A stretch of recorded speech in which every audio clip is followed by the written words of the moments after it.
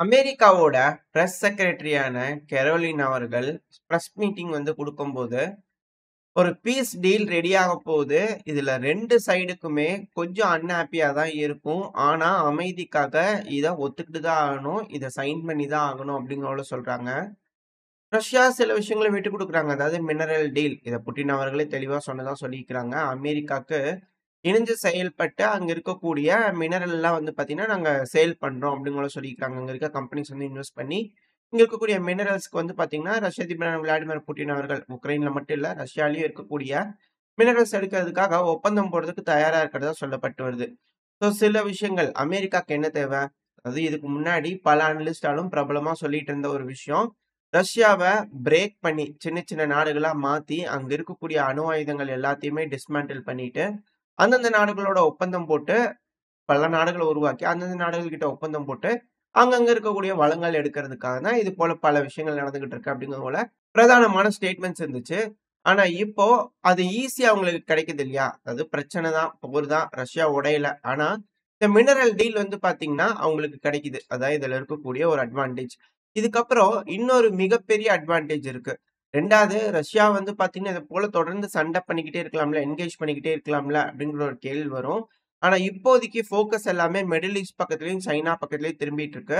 ஏன்னா இங்க ரஷ்யாவ மட்டுமே ஃபோக்கஸ் பண்ணிட்டு இருக்கிறதுனால, மத்த நாடுகள் அதுவும் குறிப்பா சீனா, மிடில் ஈஸ்ட்ல இருக்கக்கூடிய ஈரான்லாம் பயங்கரமா பவர்ஃபுல்லான நாடுகளா மாறிட்டு இருக்காங்க.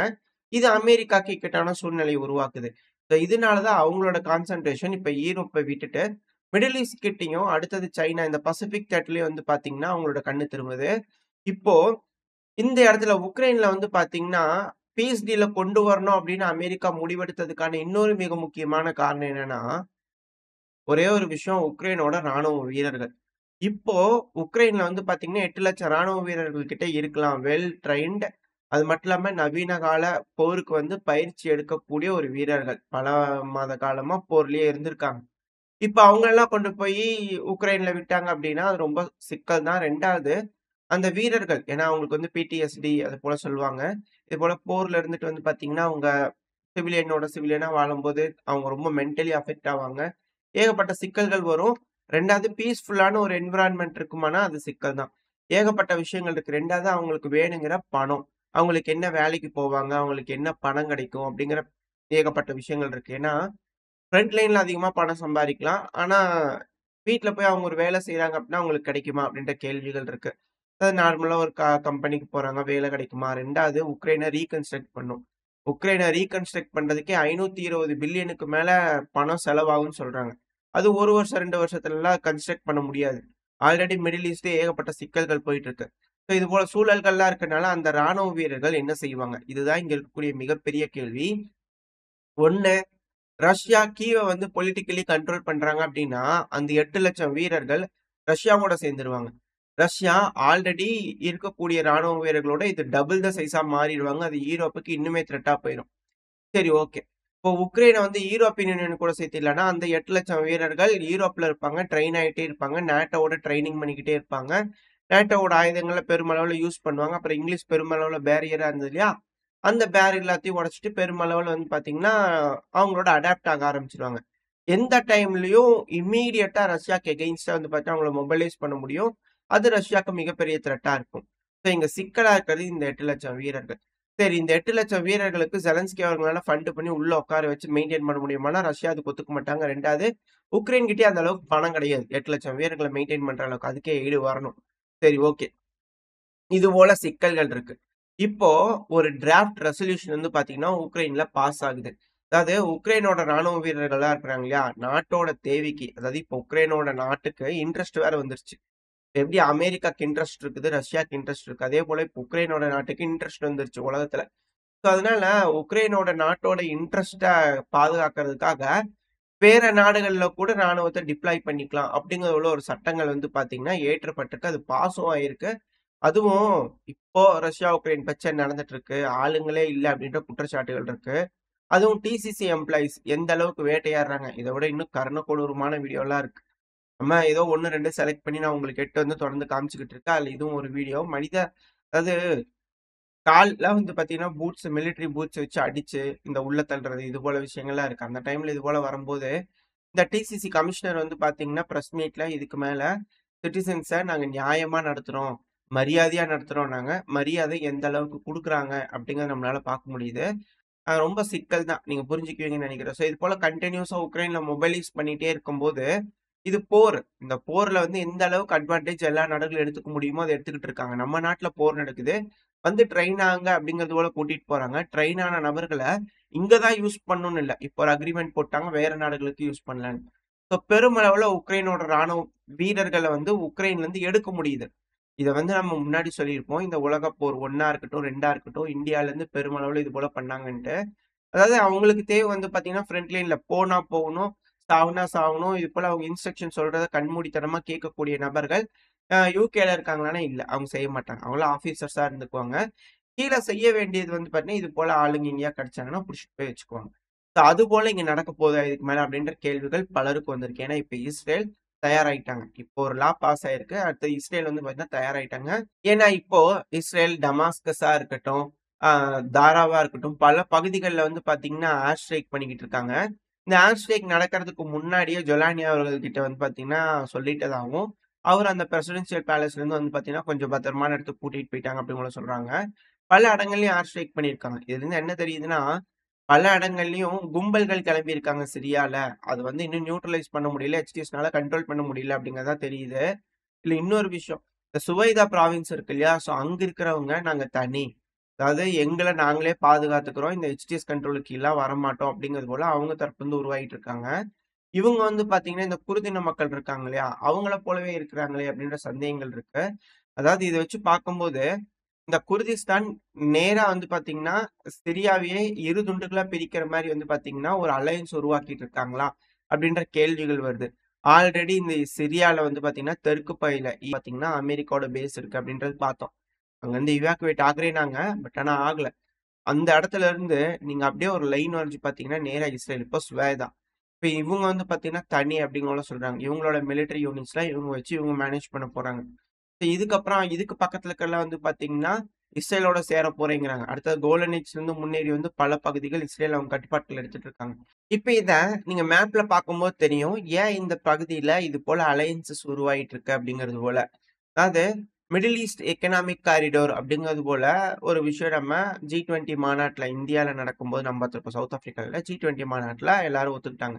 இந்தியாலருந்து யூரோப்புக்கு போகக்கூடிய அந்த ட்ரேட் வர்த்தக பாதை. இந்த வாரும் ட்ரேடும் சீரிஸ்ல நம்ம பெருமளவுல பேசியிருப்போம். பட் இருந்தாலும் இப்ப நான் திரும்பி அத மென்ஷன் பண்ணக்கூடிய நேரம் வந்துருச்சு.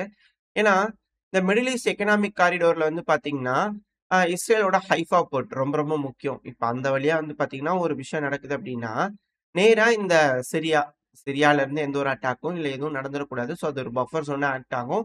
அது ஃபுல்லாவே வந்து பார்த்தீங்கன்னா, அமெரிக்காவோட கட்டுப்பாட்டுக்குள்ளேயோ, இல்ல வெஸ்ட்டோட கட்டுப்பாட்டுக்குள்ளேயோ இருக்கணும். ஸோ அப்படி இருந்துச்சுன்னா தான், அந்த பகுதியிலிருந்து ஜோர்டான்குள்ளேயோ, இஸ்ரேலோட ஹைஃபால போர்ட் ஆகுறதுல ஜோர்டன், அடுத்தது சவுதி. ஸோ இந்த வழியா வந்து பார்த்தீங்கன்னா, UAE வழியா வெளிய வர முடியும். இந்த பாதைய வந்து பார்த்தீங்கன்னா, புரொடெக்டடா வச்சுக்கிறதுக்காக தான் அமெரிக்கா பெருமளவுல முயற்சி செய்றாங்க. அதனால தான் இந்த இடம் ஃபுல்லாவே வந்து பார்த்தீங்கன்னா, சிக்கலா இருக்கு. இது நடக்க விடக்கூடாதுன்றதுக்காக சில அந்நிய சக்திகள் ட்ரை பண்றதுனால, இப்ப அந்த பகுதியில ஏர் ஸ்ட்ரைக் இஸ்ரேல் தரப்பு வந்து செய்றாங்களா? அப்படின்ற கேள்விகள் இருக்கு.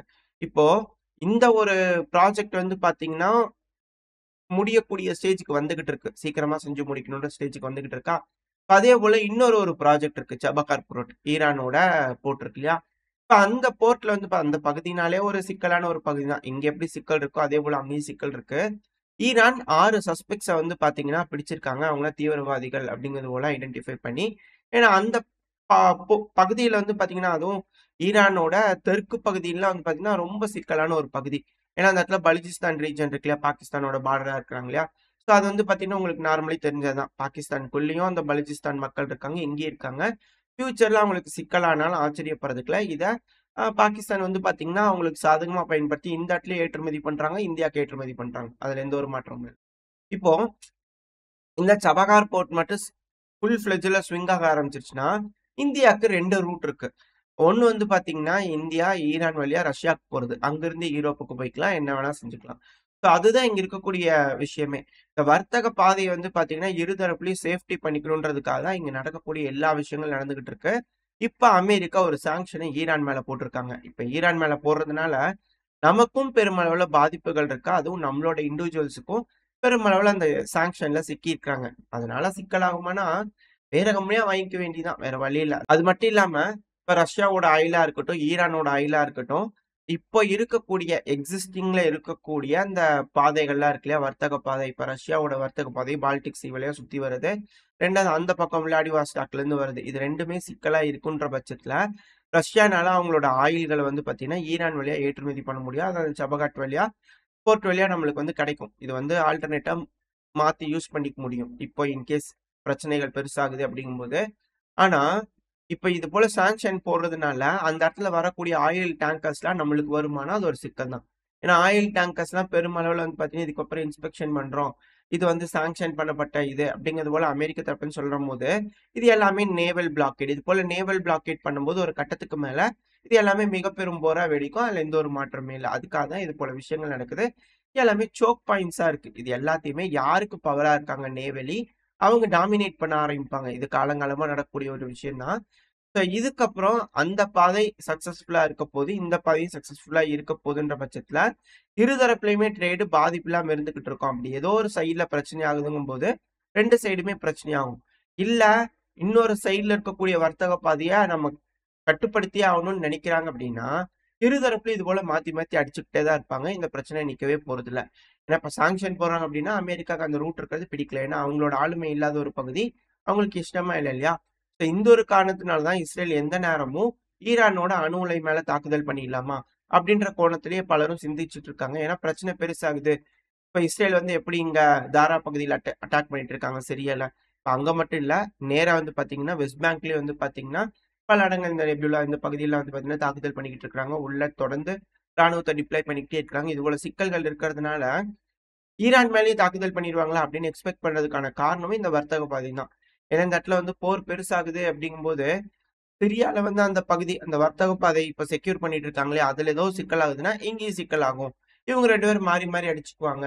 அப்படிங்கிறதோட சொல்லப்பட்டு வருது. வெயிட் பண்ணி பார்ப்போம். அமெரிக்கா என்ன மாதிரியான முடிவுகள் எடுக்க போறாங்கன்னு 2 பேரும் பாதை வச்சுக்கலாம்னு நினைக்க போறாங்களா? இல்ல அமெரிக்கா பெருமளவுல சப்ரஸ் பண்ணணும்னு நினைக்க போறாங்களா? இல்ல பதிலுக்கு ரஷ்யா இங்க இருக்கக்கூடிய பாதைய சப்ரஸ் பண்ணணும்னு நினைக்க போறாங்களா? என்ன நடக்க போன்றத வெயிட் பண்ணி பார்த்தலாம். அந்த ஒரு காரணத்தினால கூட சிரியால இருந்து ரஷ்யா பின்வாங்கி அந்த போர்ட்ட மட்டும் அவங்க கட்டுப்பாட்டுக்குள்ள வச்சுக்கிட்டு பெருமளவுல பஷர் அல் ஆசாத் அவர்களோட அரசாங்கத்துக்கு வந்து பாத்தீங்கன்னா சப்போர்ட் பண்ணலையா அப்படின்ற கோணங்களையும் சில அனலிஸ்ட் வந்து கருத்துக்கள் இருக்கு. இது போல பல விஷயங்கள் ஜியோ பாலிட்டிக்கல்ல மூவ்ஸ் ரொம்ப வேகமா நடந்துகிட்டு இருக்கு அப்படிங்கிற மாற்று கருத்துல. ஓரளவுக்கு தகவல்கள் இந்த பதிவுல பார்த்திருப்போம்னு நினைக்கிறேன். இதோட இந்த பதிவை நான் முடிச்சுக்கலாம். இந்த பதிவு எப்படி இருந்துச்சு உங்களுக்கு பிடிச்சிருக்கா? பிடிச்சிருந்தா லைக் பண்ணி உங்க ஃப்ரெண்ட்ஸ் நம்மகிட்ட ஷேர் பண்ணிக்கோங்க. அது கூடவே மறக்காம இந்த பதிவு பத்தின உங்களோட கருத்துக்களை கமெண்ட் செக்ஷன்ல சொல்லுங்க. இந்த பதிவு நல்லா இருக்கும்ன்ற நம்பிக்கையில அடுத்த பேர் உங்களை சந்திக்கிறேன். அது வரைக்கும் ஸ்டே சேஃப். By by.